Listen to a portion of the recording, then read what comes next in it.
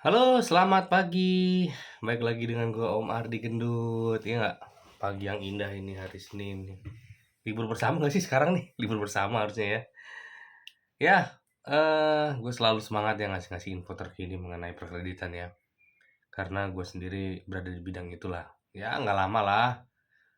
Ya, bukan menggurui, berarti gue ahli enggak. Cuma gue berbagi pengalaman biar teman-teman juga nggak terlalu apa ya, nggak terlalu dikerjain banget lah misalkan kan sama orang banknya. Ya, ada komentar masuk seperti ini teman-teman, langsung aja ya. Mengenai leasing sih, mengenai leasing.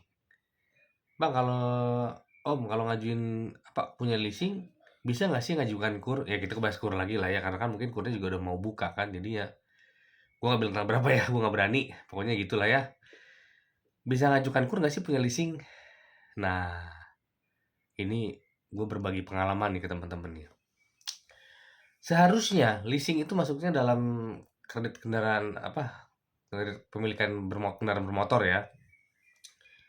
Atau, konsumtif lah ya, pasti untuk pribadi kan, bukan buat apa, usaha, ya nggak? Namanya juga leasing, ya nggak? Harusnya normal-normal aja, leasing pasti bisa dong ngajukan KUR karena itu masuk kredit konsumtif, kepemilikan kendaraan bermotor.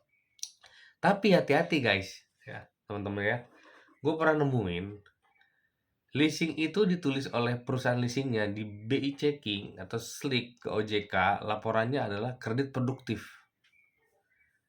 Nah, jadi sekarang bukan masalah leasing atau bukannya, yang berpengaruh terhadap, eee, usulan kredit KUR, itu adalah jenis kreditnya produktif atau bukan.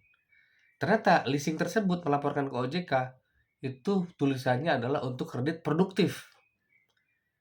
Gue konfirmasi ke nasabah yang mengajuin, "Pak, kok ini produktif ya?" Kan laporan OJK, BI Checking Slik kan kelihatan kan. Dari contoh nih, misalnya gua nggak ngomongin apa-apa ya, cuman contoh aja. FIF, FIF tuh sendiri di Slik tuh bukan FIF deh setahu gua, bank apa gitu. Karena leasing itu kadang-kadang tidak tulisannya bukan dari leasing FIF tuh enggak. Tapi misalkan dia di bawah naungan bank apa. Kayak FIF itu bank apa ya? Kayak Adira itu bank Danamon deh setahu gua deh. Jadi tulisannya itu banknya ya, bukan leasingnya. Cuman tulisannya eh, kendaraan bermotor, tulisannya kreditnya. Cuma peruntukannya harusnya untuk konsumtif. Nah, ditulisnya dilaporkan ke OJK, leasing tersebut melaporkannya adalah kredit produktif. Karena apa? Ternyata setelah dicek, leasing tersebut menilai yang mengajukan itu pengusaha. Mungkin ya. Tapi iya sih ternyata pengusaha, sehingga leasing itu nilai bahwa oh dia kan beli mobil. Kebetulan mobilnya ternyata yang dibeli itu mobil pick up. Nah, si leasing itu menganggap bahwa mobil tersebut digunakan untuk usaha. Sehingga dia melaporkan ke OJK itu adalah kredit produktif. Nah, akhirnya apa? Secara ketentuan KUR kan kredit produktif tidak bisa. Maksudnya kredit investasi ditulisnya, kredit investasi produktif. Ya enggak, kredit investasi jelas usaha apa kredit produktif kan. Nah, masalah di KUR sendiri kan tidak boleh memberikan kredit KUR kepada orang yang telah memiliki kredit produktif di tempat lain. Walaupun itu di leasing. Hati-hati ya teman-teman ya. Dan akhirnya waktu itu coba minta dirubah bisa nggak ke leasingnya. Dilaporkannya jangan kredit produktif. Ternyata susah ngubahnya. Karena mungkin nggak ngerti lah ya. Mungkin pelaporan ke pusat atau gimana. Nggak bisa. Nah, akhirnya gue bilang nggak bisa pak pengajuannya. Dengan sangat terpaksa. Karena ditulisnya kredit produktif. Walaupun leasing. Walaupun cuma mobil pick up aja gitu. Nah, jadi intinya teman-teman hati-hati kalau ke leasing atau sebelumnya memang ada niat mengajukan KUR atau teman-teman semua usaha ada niat mengajukan KUR, kalau leasing hati-hati juga. Kasih tahu, "Pak, ini buat konsumtif ya, Pak," gitu, bukan buat usaha gitu. Karena jangan sampai kejadian kayak gini sepele sih, cuman pelaporan, tapi ketika kita ajukan KUR itu pasti ketolak.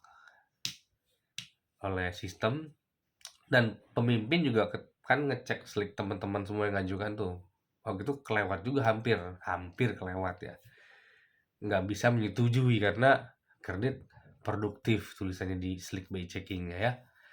Jadi untuk pelajaran hati-hati, kalaupun khususnya leasing ya, teman-teman cek lagi, pastikan bahwa itu adalah kredit konsumtif ya. Jangan sampai tertulis di slik OJK-nya kredit produktif ya.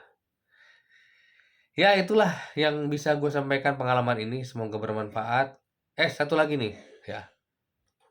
Ini bukannya menjelekkan suatu lembaga keuangan ya.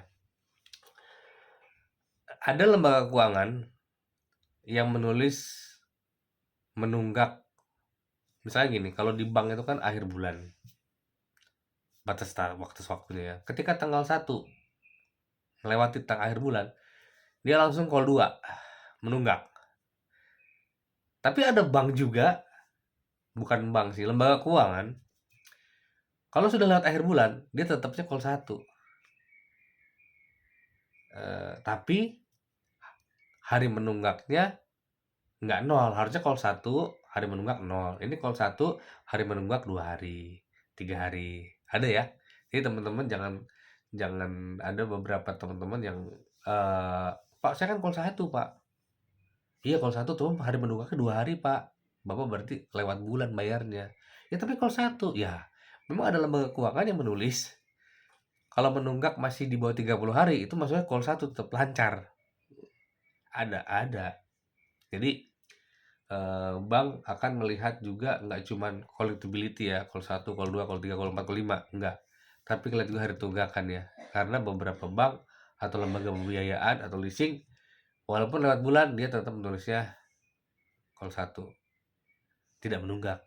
Tapi hari tunggakannya nggak 0, 2 hari, 3 hari, tergantung teman-teman bayarnya kapan ya. Itu aja sih informasi sekilas saja ya. Jadi teman-teman pastikan lagi ke bank yang akan memberikan kredit, cek sliknya. Kalaupun teman-teman akhirnya ditolak mengenai pengajuan, setidaknya teman-teman tahu bahwa kondisi teman-teman di bank lain itu seperti apa ya enggak. Jangan sampai kita ngerasa baik-baik saja ternyata mereka melaporkan hal yang kurang baik misalnya kan. Yang malah berujung pada kerugian di teman-teman sendiri ya.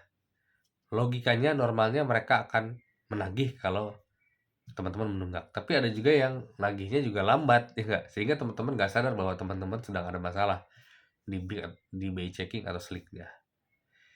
Ya gitu aja teman-teman ya. Semoga semangat untuk menjalankan aktivitas hari Senin ini. Selamat pagi.